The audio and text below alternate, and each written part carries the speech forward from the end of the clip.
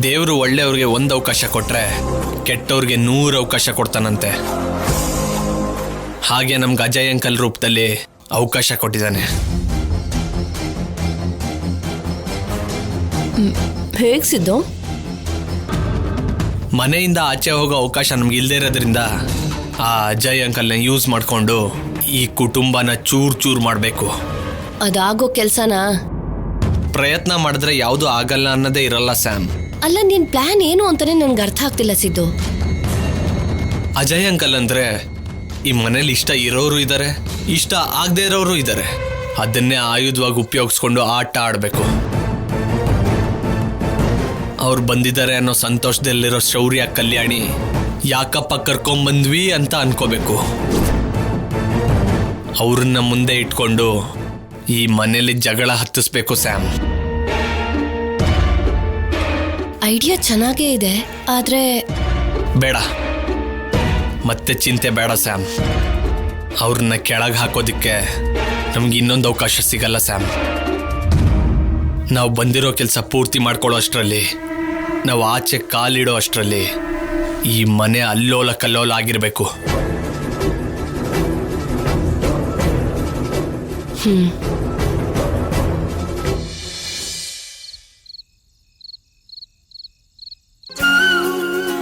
ಅಮ್ಮ, ಅಪ್ಪಂಗಿಷ್ಟ ಅಂತ ಅವ್ರಿಗೆ ಇಷ್ಟ ಇರೋ ಅಡುಗೆ ಎಲ್ಲ ಮಾಡಿದ್ದೀನಿ. ಟೊಮ್ಯಾಟೊ ಗೊಜ್ಜು, ಆಲೂ ಫ್ರೈ, ಬೆಂಡಿ ಫ್ರೈ, ಆಮೇಲೆ ಇಲ್ಲಿ ನೋಡು ಬದನೆಕಾಯಿ ಗೊಜ್ಜು, ಪುಳಿಯೋಗರೆ. ನಿನ್ ತಂದೆ ಏನ್ ಬೇಕು ಅನ್ನೋದು ನನಗಿಂತ ಹೆಚ್ಚಾಗಿ ನಿನಗೆ ಗೊತ್ತು ನೋಡು. ಅಪ್ಪ ಇಷ್ಟಪಡೋದ್ನ ಹೇಗ್ ಮರಿತೀನಮ್ಮ? ಇಷ್ಟು ವರ್ಷ ಆದ್ಮೇಲೆ ಮನೆಗ್ ಬಂದಿದ್ದಾರೆ, ತೃಪ್ತಿಯಾಗಿ ತಿನ್ಬೇಕಲ್ವಾ? ಅದಕ್ಕೆ ಅಪ್ಪಂಗಿಷ್ಟ ಆಗಿರೋದು ಎಲ್ಲ ಮಾಡಿದ್ದೀನಿ.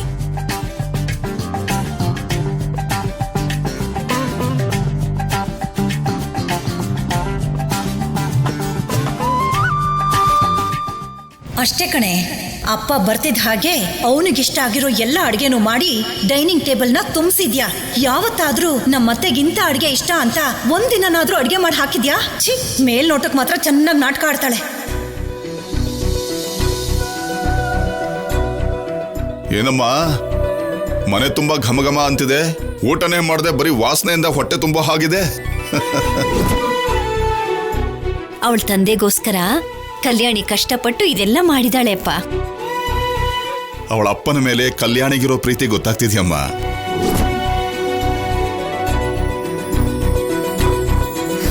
ಅಪ್ಪ,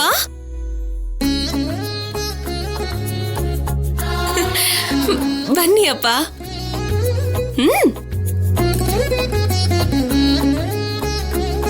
ಕೂತ್ಕೊಳ್ಳಿ.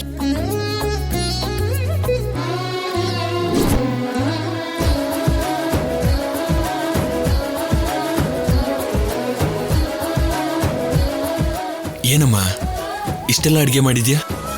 ನಿಮ್ಗೋಸ್ಕರನೇ ಅಪ್ಪ. ನಿಮ್ಗಿಷ್ಟ ಇರೋದು ಎಲ್ಲ ಮಾಡಿದ್ದೀನಿ. ಇವತ್ತು ನೀವು ತೃಪ್ತಿಯಾಗಿ ಹೊಟ್ಟೆ ತುಂಬ ತಿನ್ಬೇಕು. ಇಷ್ಟು ವರ್ಷ ಆದ್ಮೇಲೆ ನಿಮ್ಗಳನ್ನ ನೋಡಿದ ಖುಷಿಗೆನೆ ಹೊಟ್ಟೆ ತುಂಬೋಯ್ತಮ್ಮ. ಇನ್ನಿದೆಲ್ಲ ಯಾಕೆ? ನಾನು ಪ್ರೀತಿಯಿಂದ ಮಾಡಿದ್ದೀನಿ. ನೀವು ಬೇಡ ಅಂದೆ ಎಲ್ಲ ತಿನ್ಬೇಕು ಅಷ್ಟೇ.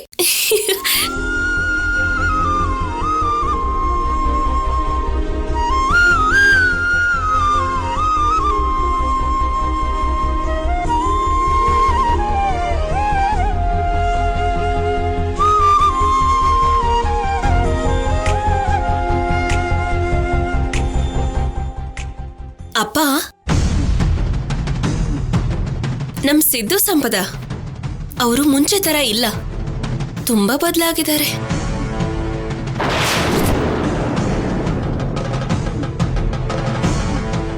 ಎಷ್ಟು ಒಳ್ಳೆಯವರಾಗಿದ್ದಾರೆ ಅಂದ್ರೆ ಅವ್ರ ಒಳ್ಳೆತನ ನೋಡಿದ್ರೆ ನಮ್ಗೆ ಆಶ್ಚರ್ಯ ಆಗತ್ತೆ ಅಲ್ವಾ ಆಫೀಸರ್? ಹೌದು ಮಾವ, ತುಂಬಾನೇ ಬದಲಾಗಿದ್ದಾರೆ. ಅದಕ್ಕೆ ಒಳ್ಳೆಯವರು ನಮ್ಮಿಂದ ದೂರ ಯಾಕಿರ್ಬೇಕು ಅಂತ ಇಲ್ಲಿ ಕರ್ಕೊಂಡ್ ಬಂದು ನಮ್ ಜೊತೆನೆ ಉಳಿಸ್ಕೊಂಡಿದೀವಿ. ಹೊರಗಡೆ ಹೋದ್ರೆ ಎಲ್ಲಿ ಹಾಳಾಗ್ತಾರೋ ಅಂತ.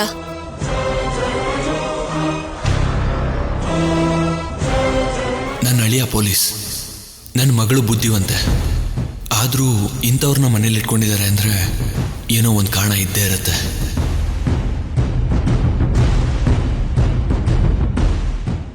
ಹೌದಮ್ಮ, ಬದಲಾವಣೆನ ಒಳ್ಳೆತನನ ಗೌರವಿಸಲೇಬೇಕು. ಇವ್ರನ್ನ ಮನೇಲೇ ಇರಿಸ್ಕೊಂಡು ಒಳ್ಳೆ ಕೆಲಸನೇ ಮಾಡಿದ್ರಿ.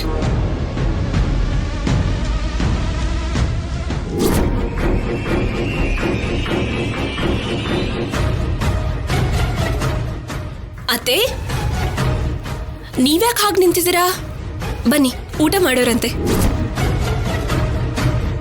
ಮಾವಯ್ಯ, ನೀವು ಬನ್ನಿ. ನನಗೇನು ಬೇಕಾಗಿಲ್ಲ. ಎಲ್ಲ ನಿಮ್ಮ ಅಪ್ಪಂಗೋಸ್ಕರನೇ ತಾನೇ ಮಾಡಿರೋದು. ಅವನಿಗೆ ಹೊಟ್ಟೆ ತುಂಬ ಊಟ ಹಾಕು.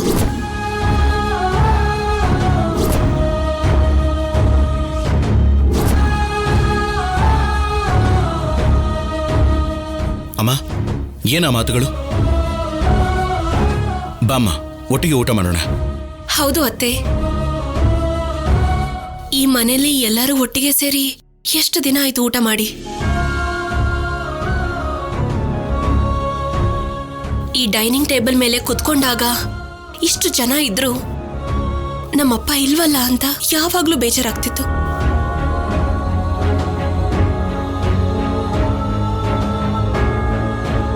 ಆದ್ರೆ ಇವತ್ತಿಗೆ ಆ ಬೇಜಾರು ಎಂಡ್ ಆಯ್ತು. ಎಲ್ಲರೂ ಸೇರಿ ಊಟ ಮಾಡೋಣ. ಬನ್ನಿ ಅತ್ತೆ. ಬೇಡ ಅಂತ ಹೇಳಿಲ್ವಾ? ನೀವು ತಿನ್ನಿ.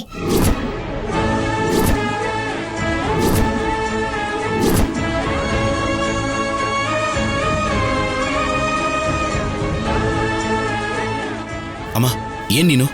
ಬಂದು ಕೂತ್ಕೋ. ಊಟದ ವಿಷಯಕ್ಕೆಲ್ಲ ಯಾಕಮ್ಮ?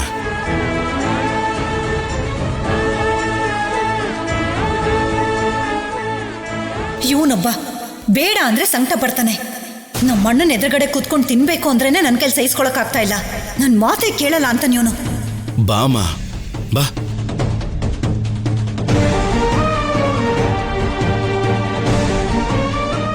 ದಮಯಂತಿ, ಕೂತ್ಕೊಮ್ಮ.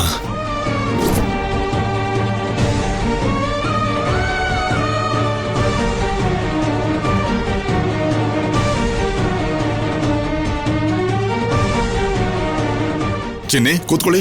ಶಿವರಾಮ್, ಕೂತ್ಕೊಳ್ಳಿ. ಶೌರ್ಯ, ಬಾ ಕೂತ್ಕೋ. ಹಾ.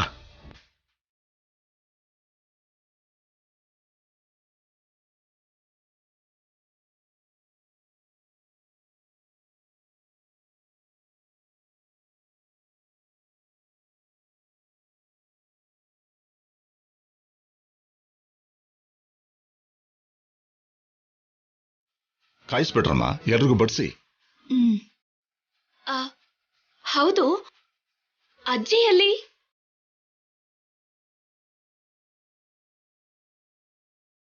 ನಾನು ಊಟಕ್ಕೆ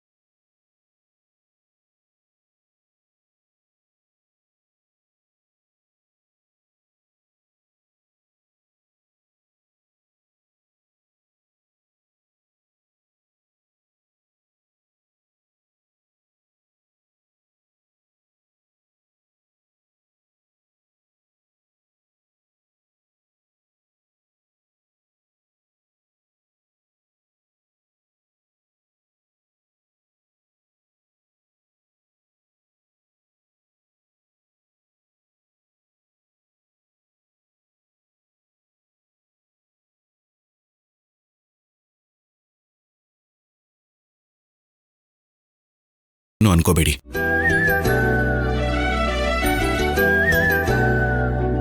ಇರೇ ಅಪ್ಪ, ನಾನು ಹೋಗಿ ಅಜ್ಜಿನ ಕರ್ಕೊಂಡು ಬರ್ತೀನಿ. ಬೇಡಮ್ಮ, ಅಜ್ಜಿ ಬರಲ್ಲ. ನನ್ನ ಮೇಲೆ ಅವ್ರಿಗಿನ್ನೂ ಕೋಪ ಹೋಗಿಲ್ಲ.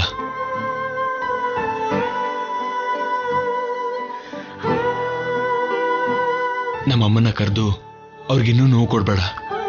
ನಿಮ್ ಜೊತೆ ಸೇರಿ ಊಟ ಮಾಡ್ದಾಗ್ಲೇ ಅಲ್ವಾಪ ಎಲ್ಲರೂ ಒಟ್ಟಿಗೆ ಊಟ ಮಾಡಿದ್ವಿ ಅನ್ನೋ ತೃಪ್ತಿ ಸಿಗೋದು. ಅಜ್ಜಿ ಇಲ್ದೆ ನಾವು ಮಾತ್ರ ತಿಂದ್ರೆ ಹೇಗೆ? ಇರಿ ಅಪ್ಪ, ನಾನು ಹೋಗಿ ಕರ್ಕೊಂಡು ಬರ್ತೀನಿ. ಹೇ, ಬರಲ್ಲ ಅಂತ ಹೇಳ್ತಾ ಇಲ್ವೇನೆ? ಹೇಳೋ ಮಾತು ಅರ್ಥ ಆಗಲ್ವಾ? ಈಗ ನೀನ್ ಹೋಗಿ ಕರಿತಿದ್ದ ಹಾಗೆ ಎಲ್ಲ ಮರ್ತು ಬಂದ್ಬಿಡ್ತಾಳೆ ಅಂತ ಅನ್ಕೊಂಡಿದ್ಯಾ?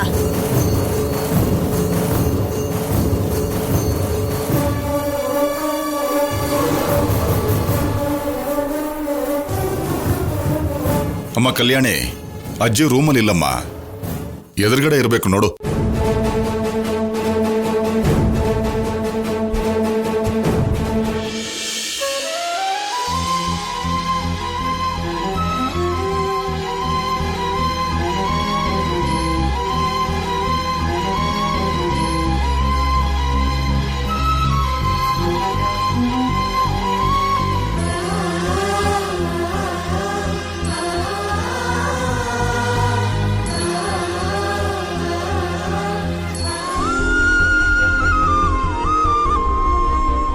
ಅಜ್ಜಿ, ಯಾಕೆ ಇಲ್ಲಿ ಕೂತಿದ್ದೀರಾ? ಎಲ್ಲ ಊಟಕ್ಕೆ ಕೂತಿದೀವಿ, ಬನ್ನಿ ಊಟ ಮಾಡೋಣ. ನನಗ್ ಬೇಡ, ನೀವು ಊಟ ಮಾಡಿ. ನೀವಿಲ್ದೆ ನಾವ್ ಹೇಗೆ ಊಟ ಮಾಡ್ತೀವಿ? ಬನ್ನಿ ಅಜ್ಜಿ, ತಾತ, ಮಾವ, ಅಮ್ಮ, ಅಪ್ಪ ಎಲ್ಲರೂ ಇದ್ದಾರೆ, ನೀವ್ ಮಾತ್ರ ಇಲ್ಲ. ನಾನಿರ್ಬೇಕಾಗಿರೋ ಅವಶ್ಯಕತೆ ಏನಿಲ್ಲ. ನಿನಗ್ ಬೇಕಾಗಿರೋ ನಿನ್ನ ಅಪ್ಪ ಇದಾರಲ್ಲ, ನೀವು ಊಟ ಮಾಡಿ.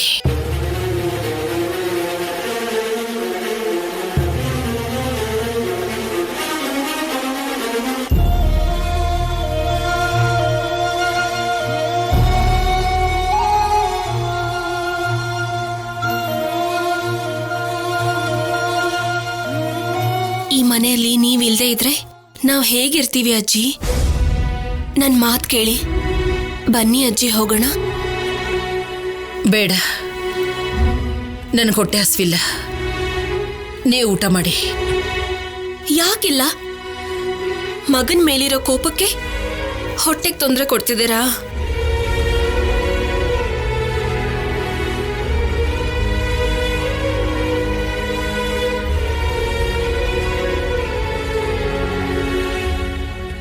ನೀನ್ ಬರಲ್ಲ ಅಂತ ಅವರೆಲ್ಲ ಹೇಳ್ತಾ ಇದ್ರು. ನನ್ನ ಅಜ್ಜಿ ನಾನ್ ಕರೆದ್ರೆ ಬರಲ್ಲ ಅನ್ನಲ್ಲ ಅನ್ನೋ ನಂಬಿಕೆಯಿಂದ ನಾನ್ ಬಂದೆ. ನೀನ್ ಬಂದಿಲ್ಲ ಅಂದ್ರೆ ಚೆನ್ನಾಗಿರಲ್ಲ ಅಜ್ಜಿ. ಬಂದ್ರೆ ನನಗ್ ಚೆನ್ನಾಗಿರಲ್ಲ. ಈಗ ನೀನ್ ಬರ್ಲಿಲ್ಲ ಅಂದ್ರೆ ಊಟಕ್ಕೆ ಕೂತಿರೋ ಯಾರು ಕೂಡ ಖಂಡಿತ ಊಟ ಮಾಡೋದಿಲ್ಲ.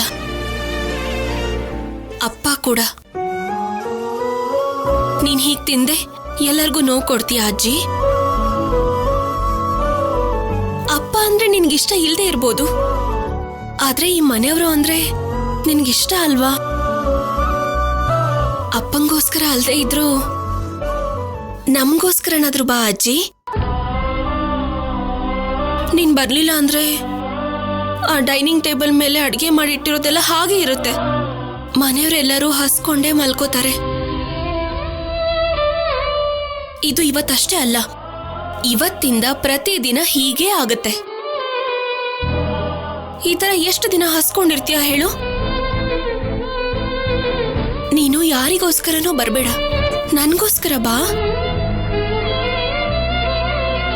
ಬಾ ಅಜ್ಜಿ. ಯಾರಾದ್ರೂ ಒಂದು ತನ್ನ ತಿಂದೆ ಹೋದ್ರೆ ನಿನ್ಗೆಷ್ಟು ನೋವು ಆಗತ್ತೆ. ಹಾಗಿರುವಾಗ ಮನೆಯವರು ಯಾರು ಊಟ ಮಾಡಿಲ್ಲ ಅಂದ್ರೆ ನೀನ್ ತಡ್ಕೊಳ್ತೀಯಾ? ನನಗ್ ಗೊತ್ತು ಬಿಡು ನೀನ್ ತಡ್ಕೊಳಲ್ಲ ಅಂತ. ನಡಿ ಬಾ ಅಜ್ಜಿ, ಬಾ ಪ್ಲೀಸ್ ಪ್ಲೀಸ್ ಅಜ್ಜಿ.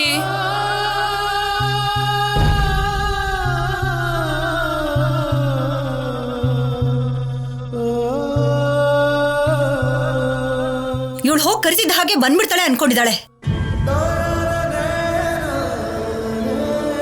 ಅಮ್ಮ ಒಂದ್ಸಲ ಹೇಳಿದ್ರೆ ಮುಗೀತು.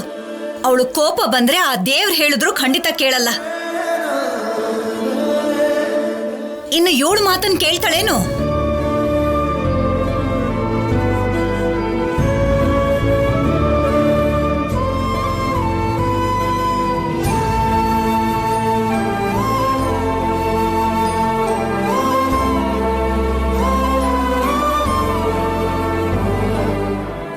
ತಾತ, ಬಾ ಅಜ್ಜಿ.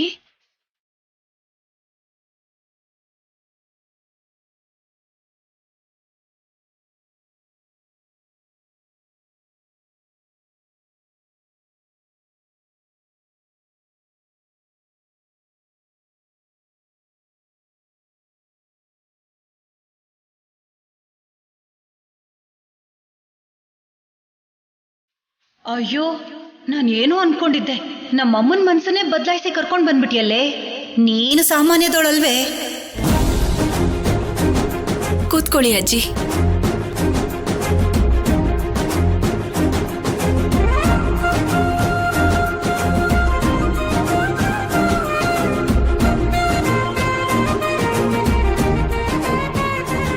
ಇವಾಗ ಡೈನಿಂಗ್ ಟೇಬಲ್ಗೆ ಕಳೆ ಬಂತು.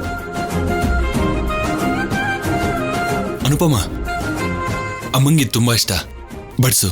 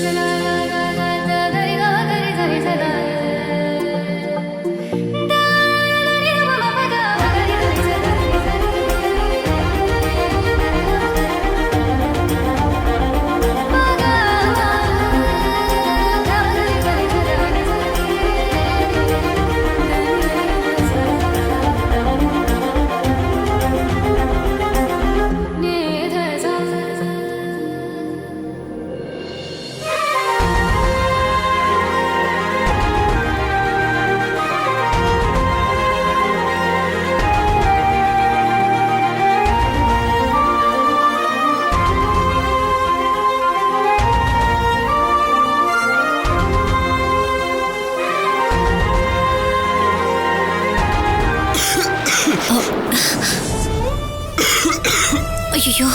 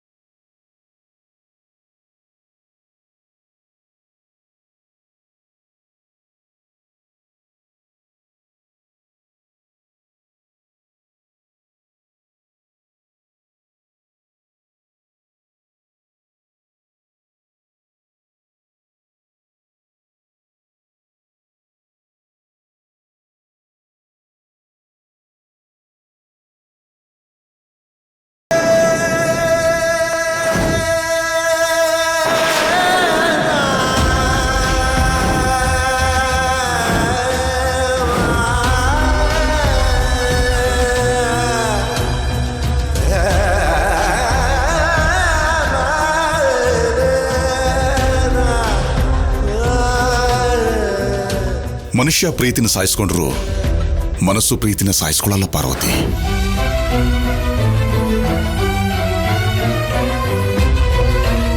ಅಜ್ಜಿ ಕೂತ್ಕೊಳ್ಳಿ ಅಜ್ಜಿ, ಊಟ ಮಾಡಿ.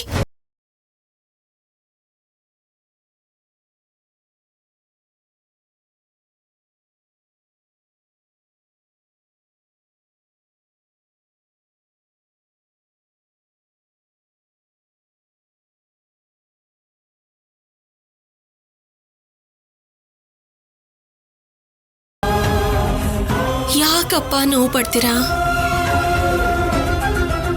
ನಿಮ್ಗೆ ಊಟ ನೆತ್ತಿಗೆ ಹತ್ತಿದ ತಕ್ಷಣ ಅಜ್ಜಿ ಮನ್ಸಲ್ಲಿ ಬಚ್ಚಿಟ್ಕೊಂಡಿದ್ದ ಪ್ರೀತಿ ಹೇಗ ಆಚೆ ಬಂತು ಅಂತ ನೋಡಿದ್ರಾ? ಹಾಗೆ ಸ್ವಲ್ಪ ಸ್ವಲ್ಪ ಆ ಪ್ರೀತಿ ಪೂರ್ತಿಯಾಗಿ ಆಚೆ ಬರುತ್ತೆ. ಆ ದಿನ ಕೂಡ ಆದಷ್ಟು ಬೇಗ ಬರುತ್ತೆ.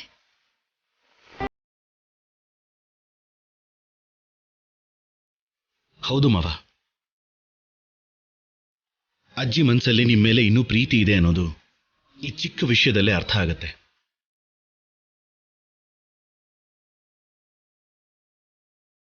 ಆ ಪ್ರೀತಿ ಹಾಗೆ ಬೆಳೀತಾ ಹೋಗುತ್ತೆ ಹೊರತು ಕಡಿಮೆ ಆಗಲ್ಲ ಮಾವ.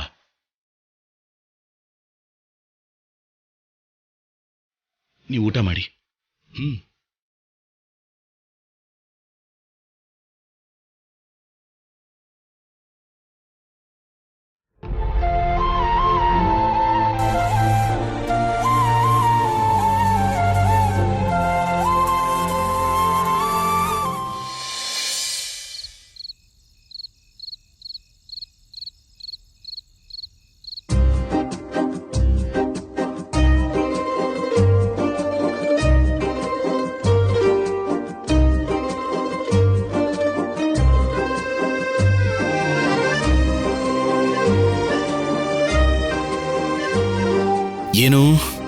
ಮೇಡಮ್ ಅವರು ತುಂಬಾ ಹುಷಾರಾಗಿದ್ದೀರಾ?